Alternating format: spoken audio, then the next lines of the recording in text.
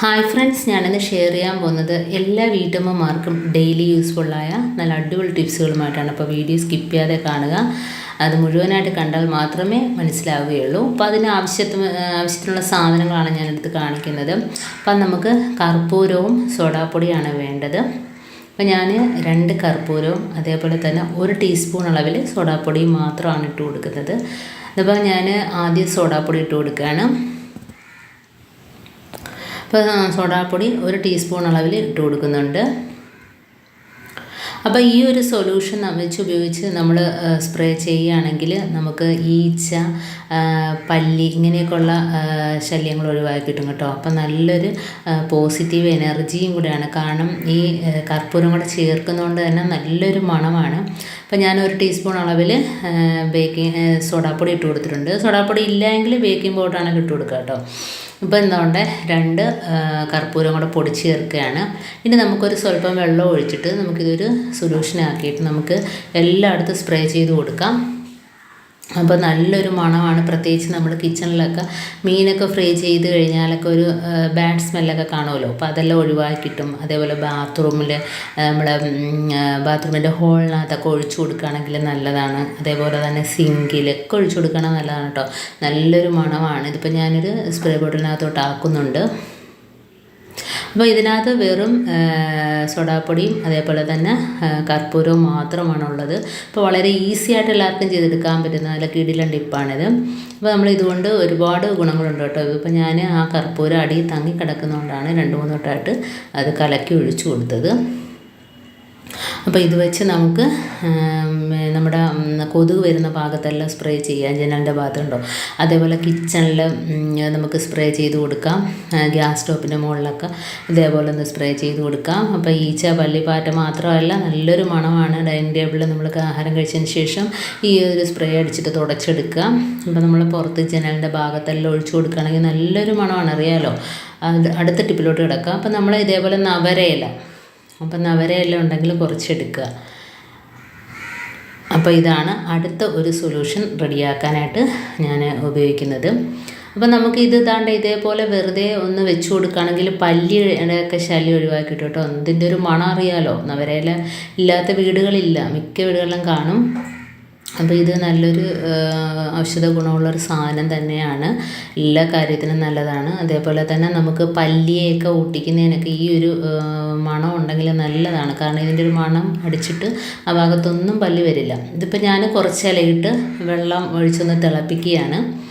നല്ല രീതിയിൽ അതിൻ്റെ ആ സത്തെല്ലാം അതിനകത്തോട്ടൊന്ന് ഇറങ്ങി കിട്ടണം.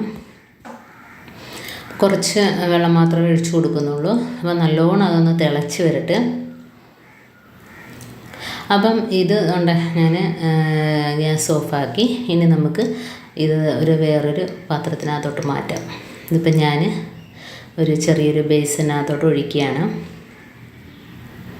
ഇനി നമുക്കിതിനകത്ത് വേറെ കുറച്ച് സാധനങ്ങളോട് ചേർക്കാനുണ്ട്. ആ ഇലയും കൂടെ അതിനകത്തോട്ട് ഇട്ട് കൊടുക്കുക കേട്ടോ. അപ്പോൾ നല്ല ചൂടുള്ളതുകൊണ്ട് അതിനകത്ത് ഇലയും കൂടെ ഇട്ട് കൊടുക്കുക. ഇതിപ്പോൾ ഞാൻ കർപ്പൂരം ഇപ്പോൾ 2-1 ഇഷ്ടമുള്ള രീതിയിൽ ചേർക്കാം. ഇതിപ്പോൾ ഞാൻ 1 കർപ്പൂരമാണ് പൊടിച്ച് ചേർക്കുന്നത്.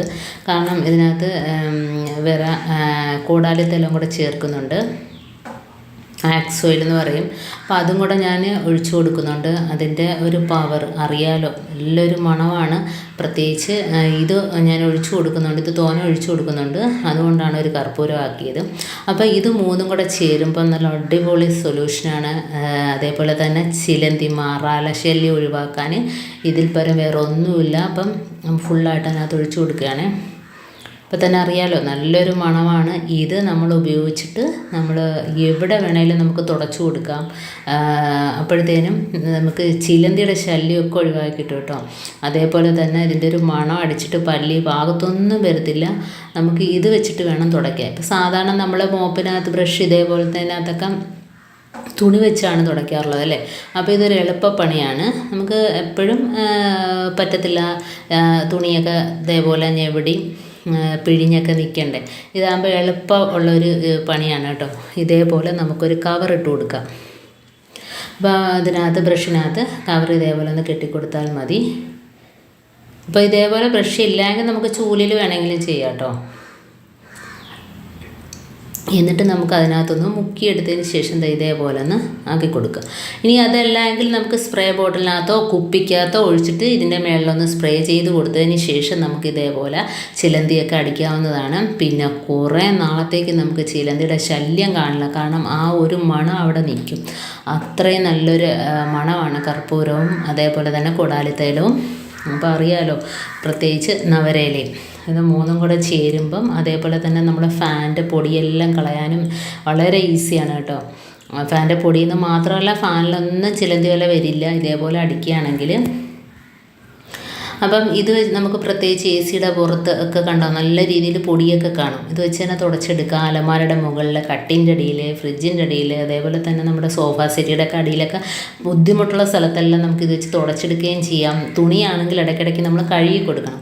ഇതാകുമ്പോൾ അതിൻ്റെ ആവശ്യമില്ല. കണ്ടോ, അതിന് ആ ഭാഗത്ത് എല്ലായിടത്തും പറ്റിയിട്ട് ആ അഴുക്ക് വരുമ്പോഴത്തേനും നമുക്കൊന്ന് ടാപ്പിനകത്ത് കാണിച്ചൊന്ന് കഴുകിയെടുത്താൽ മാത്രം മതി. അപ്പോൾ അതുകൊണ്ട് ഇതേപോലെ നമ്മുടെ കർട്ടനകത്തുള്ള ചിലന്തികളെയൊക്കെ മാറുന്നതിനും അതേപോലെ പൊടികളൊക്കെ പോകുന്നതിനും ജനലിൻ്റെ കമ്പികളിലൊക്കെ കാണുന്ന ചിലന്തികളെ പോകുന്നതിനും ഒക്കെ ഇത് വെച്ചൊന്ന് അടിച്ചു കൊടുത്താൽ മതി.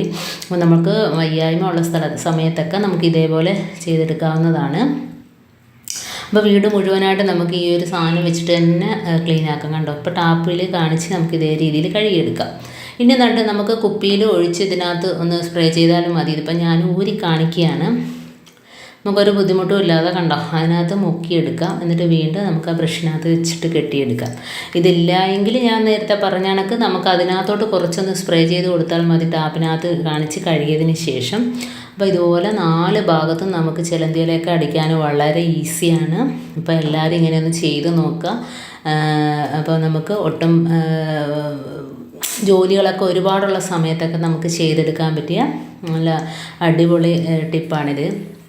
അപ്പോൾ ഇതേപോലെ സോഫ ഉണ്ടോ എല്ലായിടത്തും നമുക്കിത് വെച്ച് തുടയ്ക്കാം. ഇനി ഈ വെള്ളം നമുക്ക് കളയണ്ട. നമുക്ക് സിങ്കിനകത്തും അതേപോലെ തന്നെ ആ ഇലയോട് കൂടി തന്നെ നമുക്ക് വാഷ് ബേസിനകത്തൊക്കെ ഒഴിച്ചു കൊടുക്കാം കേട്ടോ. അപ്പോൾ ഇല അതിനകത്ത് കിടക്കുകയും ചെയ്യും. നമുക്ക് പിന്നീട് എടുത്ത് കളഞ്ഞാൽ മതി. ആ ഒരു സ്മെല്ലടിച്ചിട്ട് അതിനകത്തുനിന്ന് വരുന്ന പാറ്റ കുഞ്ഞുങ്ങൾ അതെല്ലാം പോയി കിട്ടും. ഇനി നമുക്ക് അടുത്ത ഒരു ടിപ്പിലോട്ട് പോവാം. അപ്പോൾ അതിന് വേണ്ടത് കർപ്പൂരമാണ്. അതും ഇപ്പോൾ പറഞ്ഞ കണക്ക് നമുക്ക് ആവശ്യത്തിന് എടുക്കാം. 1 2 എത്രയാണെന്ന് വെച്ചാൽ നമുക്ക് കൈവച്ച് ഒന്ന് ഞെവിടി എടുക്കാവുന്നതേ ഉള്ളൂ.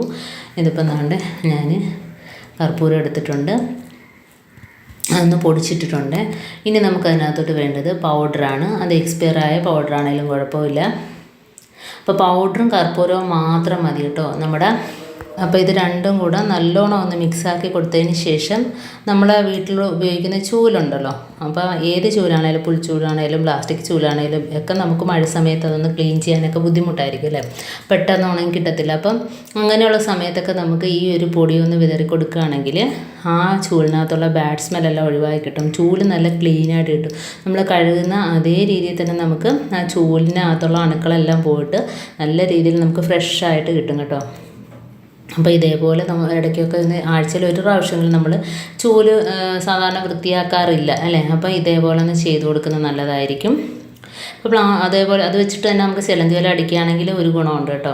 അപ്പോൾ മാറാലയൊന്നും പെട്ടെന്ന് പിടിക്കത്തില്ല. കാരണം കർപ്പൂരവും പൗഡറും കൂടെ ചേരുമ്പോൾ ഉറുമ്പ് അതൊക്കെ പോയി കിട്ടും.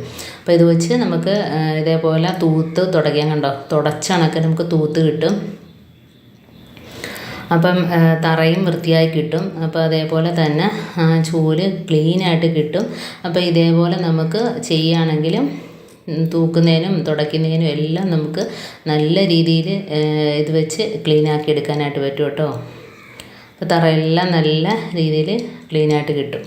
അപ്പോൾ ഇന്നത്തെ എൻ്റെ ഈ കൊച്ചു ടിപ്സ് നിങ്ങൾക്ക് ഇഷ്ടമായിരിക്കും. ഇതിലേതെങ്കിലും ഒന്ന് യൂസ്ഫുള്ളായിട്ട് തോന്നിയിട്ടുണ്ടെങ്കിൽ ഒന്ന് ലൈക്ക് ചെയ്യാനും കമൻറ്റ് ചെയ്യാനും സബ്സ്ക്രൈബ് ചെയ്യാനും മറക്കരുത്. ബെല്ലൈക്കൻ എനേബിൾ ചെയ്യാനും മറക്കരുത്. എന്നാൽ മാത്രമേ ഞാനിടുന്ന ഓരോ വീഡിയോസും നിങ്ങളുടെ മുമ്പിൽ നോട്ടിഫിക്കേഷനായി എത്തുകയുള്ളൂ. അപ്പോൾ ഇനിയും ഇതുപോലുള്ള നല്ല നല്ല ടിപ്സുകളുമായിട്ട് വീണ്ടും കാണാം. അതുവരേക്കും താങ്ക്സ് ഫോർ വാച്ചിങ്.